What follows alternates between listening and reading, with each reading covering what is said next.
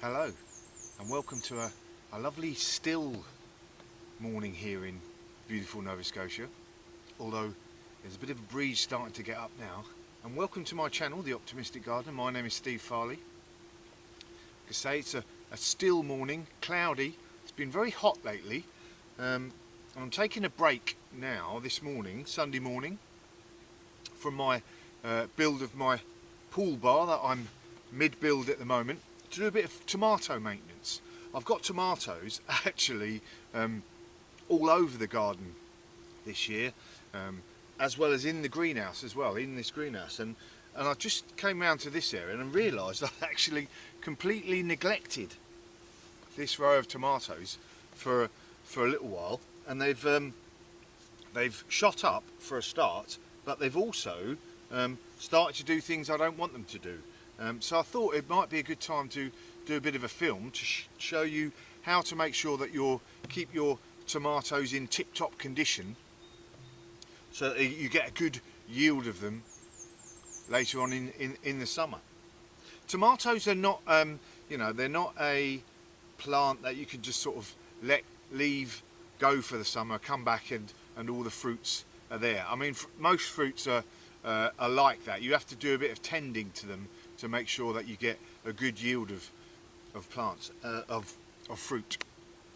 And tomatoes are definitely in that section, and they can be attacked by all sorts of different diseases and blights and bugs, etc. But there's a few things you can do to cut down on the chance of those diseases coming along and hitting your tomatoes, and also those things that will increase the chances of getting a good yield of tomatoes.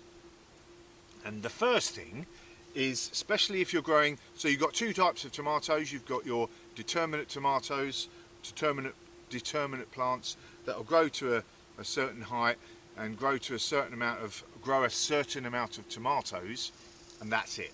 And then you've got your indeterminate, which is, I think, most of the different varieties of tomato, and they will keep growing until literally the end of summer, and the frost hits and off they go, and they will keep producing lots of flowers and hopefully lots of fruit if you're treating them right. But to get, I think, the best yield out of your tomatoes, and lots of other gardeners think the same, I believe, is you have to do a certain few things to the plant, and you want to keep it basically growing nice and tall. So therefore you need to provide some sort of stake. This stake isn't actually big enough, but nice and tall. And to do that, you need to stop these suckers like this one here from growing in between the leaf of your plant and the main stem. And as I said, have left this area for a few weeks, and have just realised that these suckers are growing all along different plants, all along this bed here. So I'd better chop them off. So, and that's quite easy. When they're young, it's really easy. If you can see, literally in between this one here, in between the main stem and the leaf, there is that sucker growing out there. It's easy when they're young to just pull them off. But obviously these bigger ones, it's actually better to either use a sharp knife or your secateurs to just cut them off. And down here I've got another one down here. So all the way up this plant I need to make sure, another one there. This one should be easy to chop off or just pull off, and there we go. Another one here.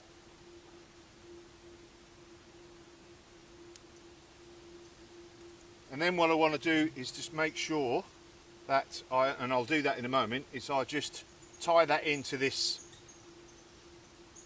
stake and keep it nice and growing upwards. So that's the actual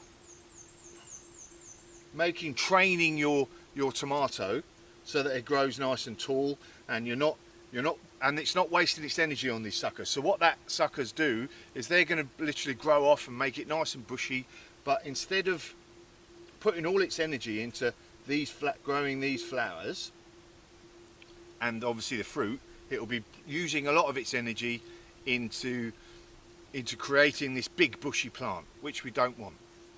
The other thing about having a big bushy plant is that you get a lot of stagnant air. The old black fly coming out. You get a lot of stagnant air in the plant, and a lot of moisture in there, maybe a bit of humidity, and that is going to encourage your different blights. And even if you've got a nice tall plant, that's going to happen down low here if you've got lots of leaves in the lower part, as we can see down here and here. And there's another thing as well. Your soil has, often got different pathogens, different blights in the soil itself. And when it rains, water comes down, splashes lots of earth up, and splashes it all over the leaves, which can encourage different blights within your plants. So a good thing to do is cut off the lower leaves a good 6 inches up, especially when you've got a good plant now. It's got lots of leaves all the way up. I can afford to chop a load of these leaves off this plant, and then, oh, there's a sucker there, I didn't even realise. Look at that. And then I've got a nice bit of air circulation around the actual plant itself, and also I'm not going to get lots of splash up onto the leaves. So if we look at this plant here, right, I'm going to get rid of these lower leaves and this great big sucker that's come out, and this one on the side here. Let's chop a couple of these lower leaves, and while I'm here I'll get rid of these other massive suckers that seem to have got themselves going. So I've created a nice bit of airflow allowed to go around there. Now also what I want to do, like I said, to combat the actual splashback of the earth, etc., and I should have done this earlier, is let's get a nice bit of mulch all around the plant. Now that's going to do one thing, so a couple of things. Obviously when it rains, all the earth is not going to splash up onto the leaves, and then it's also going to keep the roots cool. So you want, even though tomatoes love it nice and hot in the summer, tomatoes want their roots cool, because obviously they're drinking a lot, they're taking a lot of water up, and if it's all hot around the area, the water's going to dry a bit quicker, and they're not going to be able to take as much water up. So a nice mulch all the way around, a good foot all the way around the actual plant. I'm actually going to put this mulch all the way along this bed in a moment, but a nice thick mulch, a couple of inches thick, that'll keep the roots nice and cool and prevent dirt splashing up onto the leaves. And obviously another thing, another good thing for making sure your plants are nice and healthy is giving them a good regular feed once a week. I use a seaweed fertilizer.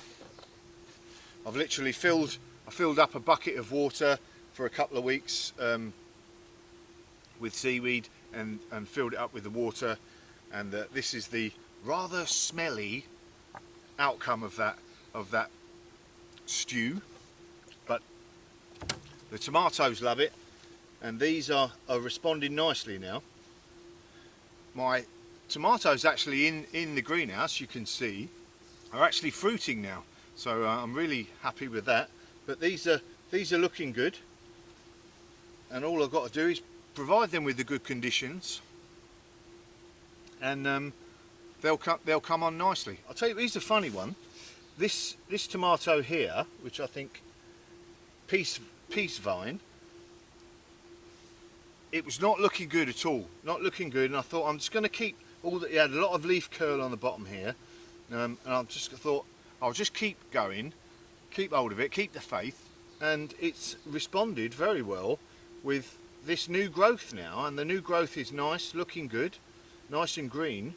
So I don't know what it was that it had earlier in the season, but it seems to have responded quite well, and now it's going to grow strongly hopefully and give me lots of tomatoes later. So there we go.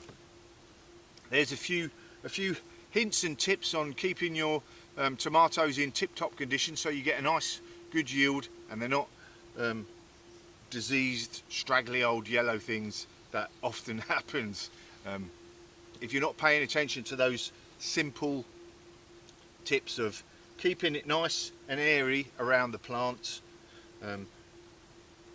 not allowing the earth to splash up. So chop off that good 6 inches at the bottom end of the plant and take out those suckers, so it's putting all its energy into the flowers and the tomatoes rather than making itself a big massive bushy plant.